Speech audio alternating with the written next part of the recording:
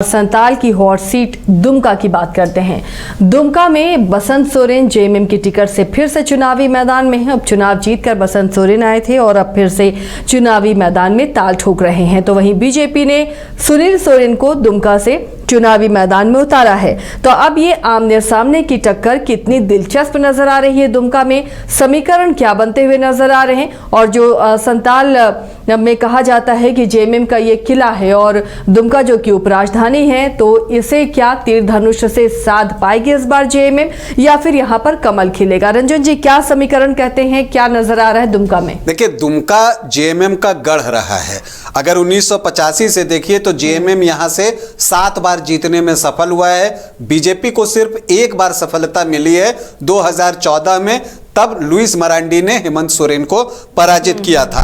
और इसके अलावा एक बार निर्दलीय जीते हैं तो वो स्टीफन मरांडी जीते हैं। स्टीफन मरांडी यहां से 6 बार विधायक रहे हैं। बाद में ये सीट हेमंत सोरेन की सीट हो गई और उन्होंने 2005 से यहां पर चुनाव लड़ने की शुरुआत की। हालांकि 2005 में वो हार गए थे स्टीफन मरांडी से, लेकिन फिर 2009 में जीते, 14 में फिर हार गए, लेकिन 19 में जीते और लुइस मरांडी को उन्होंने पराजित किया। उसके बाद चूंकि वो बरहेट से भी जीते थे तो उन्होंने ये सीट छोड़ दी। बाई इलेक्शन हुआ, उनके छोटे भाई बसंत सोरेन यहां से लड़े और उन्होंने लुइस मरांडी को 6842 वोटों से पराजित किया। लेकिन जो इसमें खास बात है वो ये है कि बसंत सोरेन ने 50% का आंकड़ा पार किया।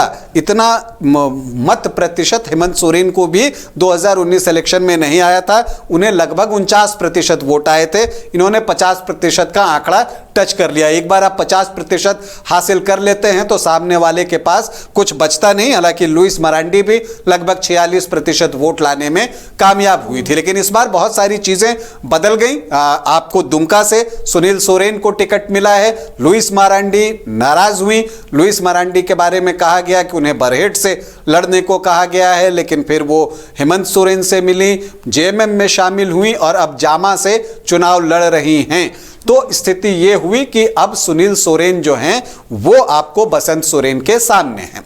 अब यहां पर दोनों तरफ से जो आप कहते हैं कि जो स्टार प्रचारक हैं वो पहुंच रहे हैं, एक दूसरे को घेरने की कोशिश हो रही है, मतदाताओं को अपनी बात समझाने की कोशिश हो रही है। मतदाता सबकी बात सुन रहे हैं। वैसे करेंगे तो वही जो उनके मन में होगा, लेकिन सुन वो सबकी रहे हैं।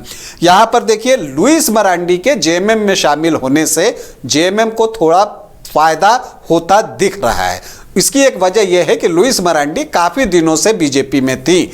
अब चूंकि वो दुमका में तो है नहीं, वो जामा चली गई, लेकिन दुमका में जो बीजेपी का संगठन था उसमें जो उनके सहयोगी रहे थे वो अब जो है जेएमएम की मदद करते हुए दिख सकते हैं। तो ये नुकसान बीजेपी को होगा। तो क्या ये डेंट लगेगा, ये एक बड़ा सवाल है। हालांकि बीजेपी ने दुमका में जो उसका इस बार का जो मुद्दा है उसे उठाया है, जो घुसपैठ का मुद्दा है। वो कहते हैं कि हाँ, यहाँ पर आदिवासियों की संख्या घट रही है। इसके साथ ही कहते हैं कि जिन लोगों ने झारखंड बनाने का विरोध किया, जेएमएम आज उन्हीं के साथ है। तो दूसरी तरफ जो है यहां पर हेमंत सोरेन भी सभा कर चुके हैं और उन्होंने कहा है कि जाति, धर्म और घुसपैठियों के नाम पर समाज को बांटना चाहती है बीजेपी। तो वो उनकी तरफ से कहा जा रहा है। लेकिन इन सब के बीच सुनील सोरेन कहते हैं कि देखिए, मुझे जो टिकट दिया गया है ना, वो सोरेन परिवार को हराने के लिए ही दिया गया है। क्योंकि ये बात याद रखने की है कि 2019 के लोकसभा चुनाव में सुनील सोरेन ने गुरुजी शिबू सोरेन को पराजित किया था और 2005 में उन्होंने स्वर्गीय दुर्गा सोरेन को जामा से पराजित किया था। तो ये बातें वो कहना नहीं भूलते लोगों को। और वो बाकी जो बीजेपी के आरोप जेएमएम पर लगते हैं वो लग रहे हैं। दूसरी तरफ बसंत सोरेन ने एड़ी चोटी एक कर दिया है और पूरा जोर जो है वो लगाते हुए यहां पर आपको दिख रहे हैं। जीत दोहराने के लिए बसंत सोरेन ने पूरी ताकत जो है वो झोंक दी है और लुइस मरांडी के शामिल होने से उनकी स्थिति मजबूत हुई है। तो अगर जो बीजेपी का जो मुद्दा है वो चल गया तब तो मुकाबला जो है बराबरी का आ जाएगा और उसमें किसी को भी जीत मिल सकती है।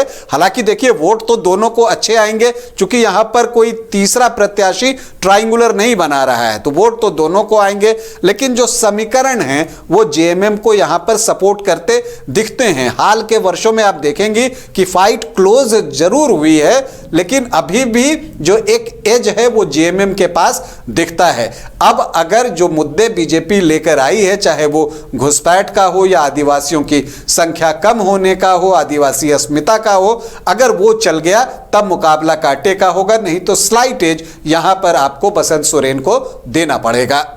तो ये थी दुमका की जंग। गोल, जहां 27 वर्षों के सफर में 17,000 से भी अधिक छात्रों ने डॉक्टर एवं इंजीनियर बनकर भरे सफलता की ऊंची उड़ान, जहां साधारण छात्र भी झारखंड टॉपर्स बनकर बना रहे इतिहास। दूरदर्शी शिक्षाविद श्री विपिन सिंह के मार्गदर्शन में मेडिकल एवं इंजीनियरिंग के लाखों छात्रों के लिए आशा की किरण के रूप में गोल, नेशंस लीडिंग इंस्टीट्यूट, बिहार के श्रेष्ठ नर्सिंग, पैरामेडिकल, फार्मेसी, आईटी और मैनेजमेंट प्रशिक्षण संस्थान, इसके मंडल ग्रुप ऑफ इंस्टीट्यूशन।